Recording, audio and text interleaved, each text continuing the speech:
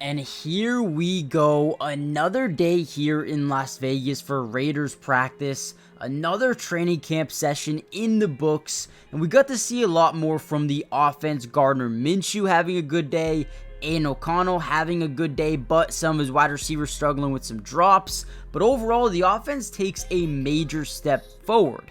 In this video, we're going to break down everything you need to know, including the news, the notes, the highlights, the observations, everything that we saw in practice today. We're going to keep you updated in this video. But before we jump into all the good stuff, I need you guys to do me a favor, and like we always do, I want to give credit where credit is due, and that is with all the Raiders media members out there. You're going to see 4 names at the top left of your screen. If you guys could do me a favor and go follow them on X right now, and I'll tell you what, you won't regret it because it makes you feel like you're at practice. They tweet highlights and notes and analysis from what's going on at practice, so it is amazing. Go follow them. All of these highlights are theirs. It wasn't me, so go give them a follow if you haven't already done so. And with that being said, let's kind of dive into the video and talk a little bit about another practice here for the Raiders.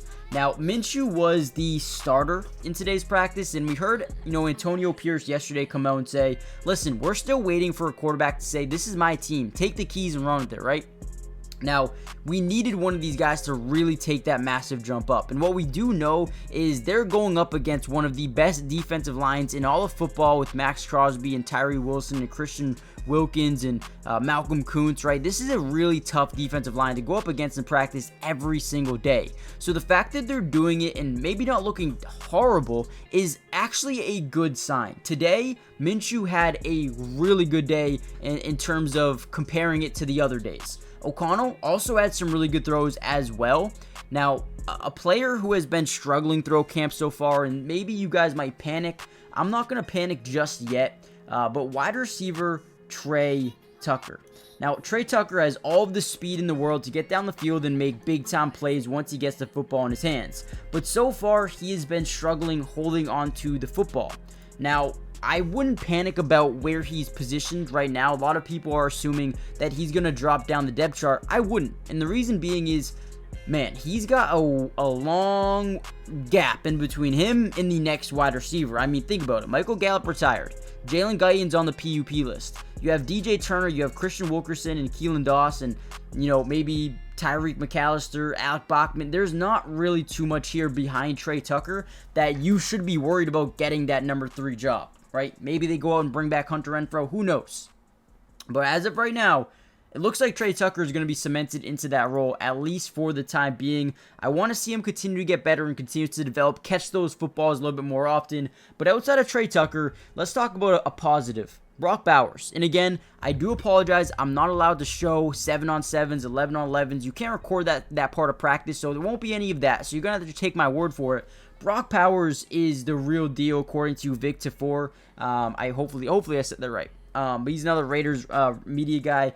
Brock Bowers has been insane. One-on-one matchup, right? Whenever they run the one-on-ones, whoever's guarding him, good luck, because you're probably not going to stop him. This dude be getting insane catches. The 50-50 balls kind of turn into the 70-30 balls for him. His route running as a tight end is kind of different, and not to mention the speed he has at the tight end position is, you don't see it too often, which allows me to kind of foresee in the regular season, when you have a linebacker against Brock Bowers, you're in trouble. If you have a safety against Brock Bowers, the size advantage of Brock, you're in trouble, right? If you line him up at corner, again, or at wide receiver, most likely the corner's not going to be as big as Brock Bowers. So he is always going to be a big-time mismatch, and you can't really double-team him because you have Jacoby, because you have Devontae, because you have Michael Mayer.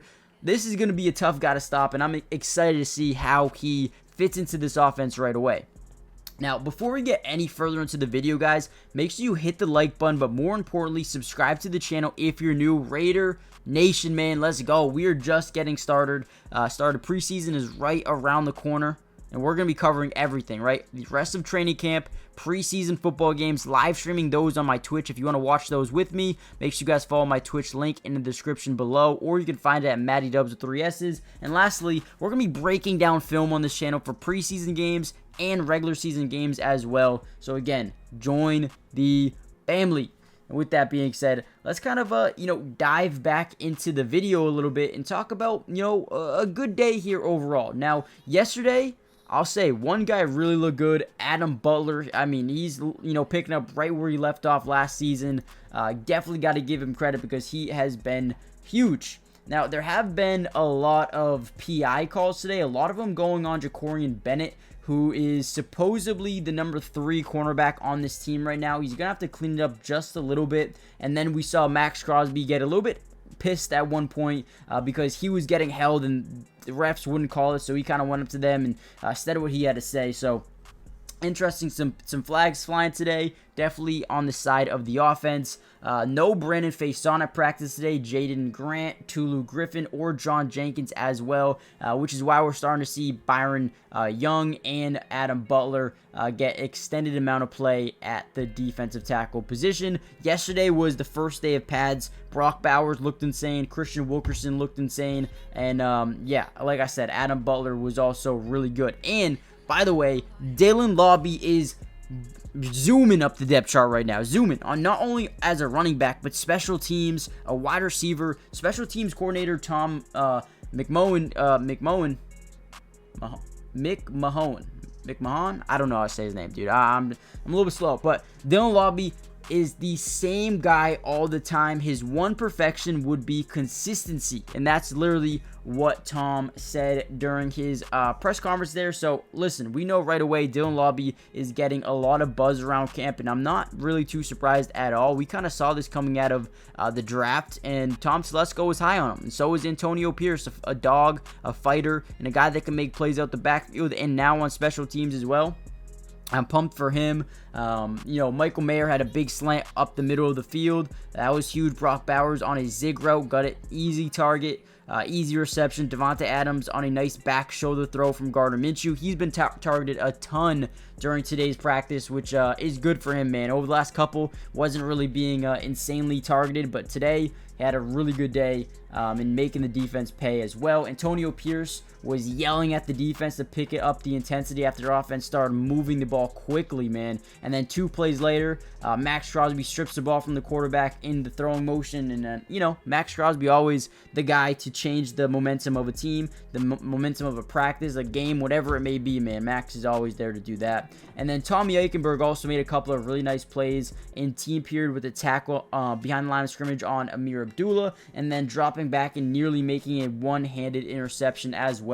But overall, practice today for the Raiders was really, really good. Offense started to, look a little bit better. We actually had a 30-yard touchdown from Aiden O'Connell to DJ Turner in the back left corner of the end zone, which was amazing to see again. Let's go, Aiden O'Connell, AOC. Show us what you got, man. A lot of Raiders fans, love the potential there. So we're going to continue to, work and see what these guys do.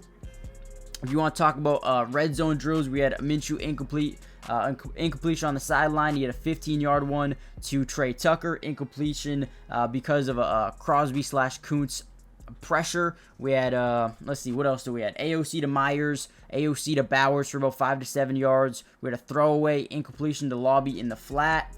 Trying to just give you some quick ones here. Mayers had another reception. Minshew RPO, handed off to Zamir for 10 yards.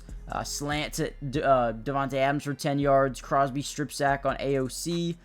Sideline pass to Jacoby Myers for 5 yards. Nothing too big today. A lot of just like 5 to 10 yard passes with a handful of maybe 12 to 15 yards here and there. But overall, good practice for the Raiders. Offense started to figure out how to move the ball, and I feel like they maybe won today's practice. So definitely a step in the right direction, guys. Hit the like button, subscribe if you're new, join the family, and I'll see you guys in the next video. Peace.